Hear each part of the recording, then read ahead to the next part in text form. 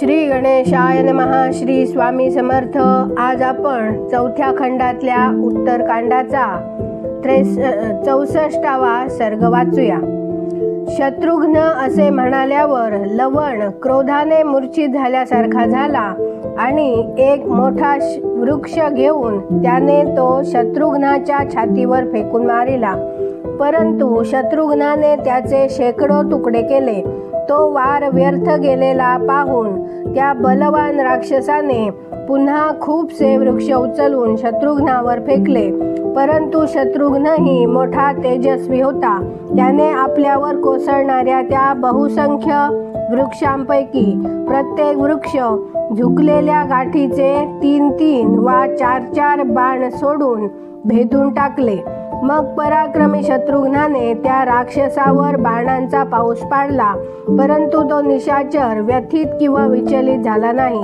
तेव्हा बलविक्रमशाली लवणाने हसत हसत एक वृक्ष उचलला आणि तो शूरवीर शत्रुघ्नाच्या शिरावर फेकून मारला. त्याचा आघात होताच शत्रुघ्नाचे सर्वांग शिथिल झाले आणि त्याला मूर्छा आली. वीर शत्रुघ्न खाली पडताच ऋषी, देवसमूह, गंधर्व आणि अप्सरा यांच्यात महान हाहाकार माजला. शत्रुघ्न भूमीवर कोसळलेला पाहून लवणाला वाटले हा मृत झाला आहे. म्हणून संधी मिळवूनही तो राक्षस आपल्या घरीही गेला नाही आणि त्याने शूलही आणला नाही. शत्रुघ्न जमिनीवर पडला आहे हे पाहून तो मेलाच आहे असे समजून तो आपली भोजन सामग्री गोळा करू लागला. इकडे 2च घटकात शत्रुघ्नाला शुद्ध आली. तो शस्त्रास्त्रे घेऊन उठला आणि पुन्हा नगरद्वारापाशी उभा ठाकला. त्यावेळी ऋषींनी त्याची मनपूर्वक प्रशंसा केली. त्यानंतर शत्रुघ्नाने तो दिव्य, अमोघ आणि उत्तम बाण हातात घेतला की जो आपल्या घोर तेजाने प्रज्वलित होऊन 10 दिशा व्यापून टाकीत होता. त्याचे मुख आणि वेग वज्राप्रमाणे होते. तो मेरू आणि मंदराचलासारखा वजनदार होता. त्याच्या गाठी झुकलेल्या होत्या. तसेच तो कुठल्याही युद्धात पराभूत होणारा नव्हता. त्याचे सर्व अंग रक्तरूपी चंदनाने चर्चित केलेले होते. पंख मोठे सुंदर होते. तो बाण दानवराजरूपी पर्वतराजांना तसेच असुरांना दारुण ठरणारा होता. तो प्रलय काळ उपस्थित झाल्यावर प्रज्वलित झालेल्या कालाग्नीप्रमाणे उद्दीप्त होत होता. तो बाण पाहून सर्व प्राणी त्रस्त झाले. देव, असुर, गंधर्व, मुनी आणि अप्सरांसह सर्व जग अस्वस्थ होऊन ब्रह्मदेवांकडे गेले.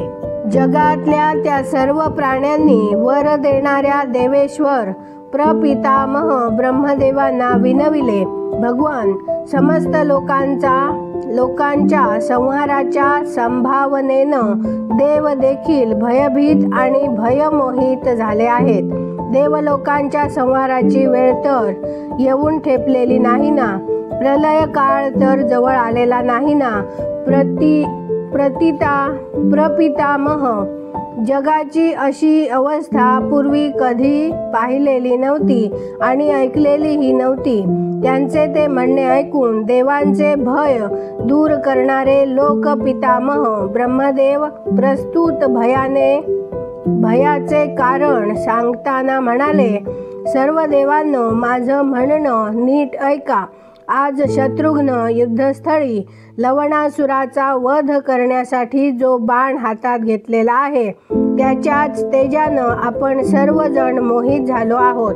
हे श्रेष्ठ देवही त्यामुळंच घाबरलेले आहेत.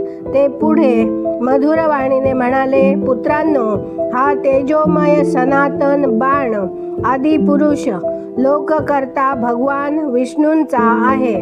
ज्या बाणाचं तुम्हाला एवढं भय वाटतं तो बाण परमात्मा श्रीहरींनी मधु आणि कैटभ या 2 दैत्यांचा वध करण्यासाठी निर्मिलेला होता. एकमात्र भगवान विष्णूच या तेजोमय बाणाला जाणू शकतात, कारण हा बाण साक्षात परमात्मा विष्णूंचीच प्राचीन मूर्ती आहे. आता तुम्ही इथून जा आणि श्रीरामचंद्रांचा लहान भाऊ महामनस्वी वीर शत्रुघ्नाच्या हातून राक्षस प्रवर लवणासुराचा वध होईल तो पहा. देवादिदेव ब्रह्मदेवांचे हे वचन ऐकून देव जेथे शत्रुघ्न आणि लवणासूर दोघांचे युद्ध चालू होते त्या स्थानी आले. शत्रुघ्नाने हातात घेतलेला तो दिव्य बाण सर्व प्राण्यांनी पाहिला. तो प्रलय काळाच्या अग्नीसारखा प्रज्वलित होत होता. आकाश देवांनी भरलेले पाहून रघुनंदन शत्रुघ्नाने मोठ्या जोराने सिंहनाद करून लवणासुराकडे पाहिले. महात्मा शत्रुघ्नाने पुन्हा ललकारल्यावर लवणासूर क्रुद्ध झाला आणि पुन्हा युद्धासाठी त्याला सामोरा आला. तेव्हा धनुर्धरात श्रेष्ठ असलेल्या शत्रुघ्नाने आपले धनुष्य कानापर्यंत खेचून तो महाबाण लवणासुराच्या विशाल वक्षस्थळाचा वेध घेत सोडला. तो देवपूजित दिव्य बाण त्वरेने त्या राक्षसाचे हृदय विदीर्ण करून रसातळात घुसला. तसेच रसातळात जाऊन तेथून पुन्हा तत्क्षणी इक्ष्वाकू कुलनंदन शत्रुघ्नापाशी आला. शत्रुघ्नाच्या बाणाने विदीर्ण होऊन निशाचर लवण वज्राचा आघात झालेल्या पर्वतासारखा एकाएकी पृथ्वीवर कोसळला. लवणासूर भरत मारला जाताच तो दिव्य तसेच महान शूल सर्व देव पाहत असतानाच भगवान रुद्रापाशी आला. अशा प्रकारे उत्तम धनुष्य बाण धारण करणारा रघुकुलाचा प्रमुख वीर शत्रुघ्न एकाच बाणाच्या प्रहाराने तिन्ही लोकांचे भय नष्ट करून सुशोभित झाला. त्रिभुवनाचा अंधार दूर करून सहस्त्र किरणधारी सूर्यदेव ज्याप्रमाणे प्रकाशित होतो तसा तो प्रकाशित झाला. आनंदाची गोष्ट ही की दशरथ नंदन शत्रुघ्नानं न घाबरता विजय प्राप्त केला आणि सर्पाप्रमाणे असलेला लवणासूर मारला गेला. असे म्हणून देव, ऋषी, नाग आणि समस्त अप्सरांनी त्यावेळी शत्रुघ्नाची मनपूर्वक प्रशंसा केली. इथे 64वा सर्ग पूर्ण झाला. उद्या आपण 65वा सर्ग वाचूया. धन्यवाद. जय जय श्रीराम.